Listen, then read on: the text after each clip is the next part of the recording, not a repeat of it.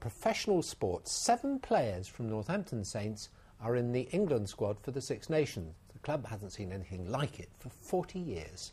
After suffering the shock of relegation 3 years ago, the club is now riding high in the Premiership and both cup competitions. And they have a vital home game this Sunday in the Heineken Cup. At Franklin's Gardens, they know the importance of preparation.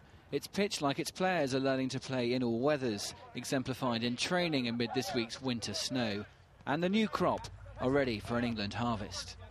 7 of Northampton's 2010 vintage have answered England's call. In the forwards, Dylan Hartley and Courtney Laws lead the forward charge.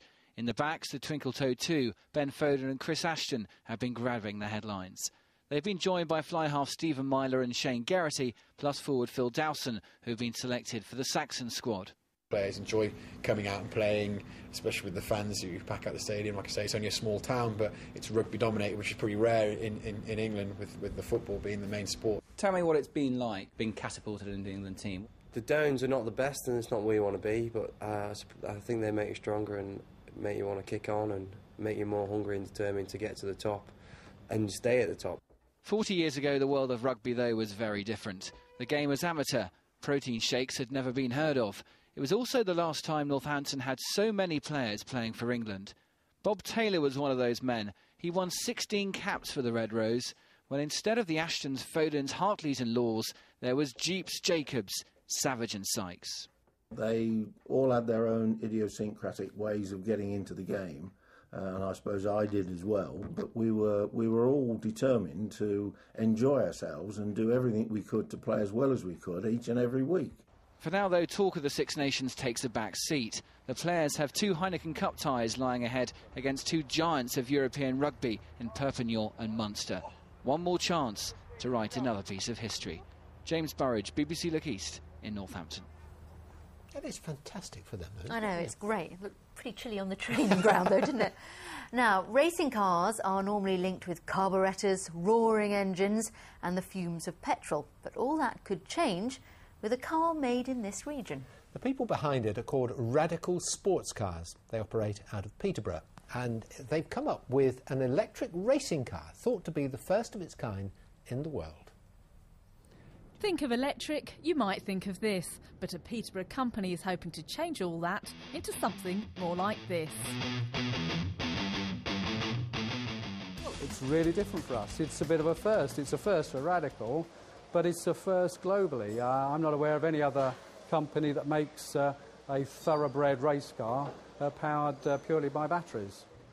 Under wraps until this week. The S said 0 for 0 emissions. It cost a cool £276,000, 0 to 60 in 3.5 seconds, expected speeds of up to 110 miles an hour. We're trying to dispel the myths or the perception that electric cars are slow, they're quite expensive, and they're not very exciting to drive. So what we are demonstrating with this and our project, which is taking it along the Pan American Highway, which is the longest road in the world, is we're showing that they are very fun to drive, very sexy looking as you can see here, and easily comparable with their petrol counterparts. Radical's petrol racing cars sell for up to 100 grand a go. Not much sign of recession here. They're selling 150 a year. It's hoped the electrical model will have similar success. And there's no reason why we can't go on and lead the world on electric racing cars. Well, I think from a racing car perspective, we can run a number of race series around the world. We sell cars all around the world, so certainly our plan is to run these in racing series wherever we currently sell our petrol engine cars. The team's confident the car will give a real eco-alternative with the same racing thrills. Emma Bohr, BBC Look East. You've never been to a Formula One race or a big race meeting, have you? No, but you know, part of the thing is the noise. The noise it would be slightly different. You stand there and nothing. The car just go round, I think. It would be very different, wouldn't it? I'll tell you what, after your bird sound effects last night, you could add car one. That was my car effect tonight. Electric car, yes. I think I prefer that one for some reason. Well, we're going to start off with some pictures taken in Ipswich this morning. It was a wet and wintry start to the day, and this was the scene across much of the region, some of the rain on the heavy side, and, well, we had some mist and fog lingering in some parts of the region right the way through the day. As for what we've got out there at the moment, well, still a bit of... It's, well, the Simpson family, created by Mike Pryor's son-in-law. I think it's absolutely fabulous. And thank you so much to everybody who sent in photographs over the last few days with all those pictures of snow. Apparently Carol does a brilliant impression of Madge.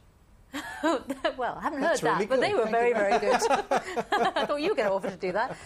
That's all from us for this evening. Have a very good evening. Thought to end on, eh? Good night. Goodbye.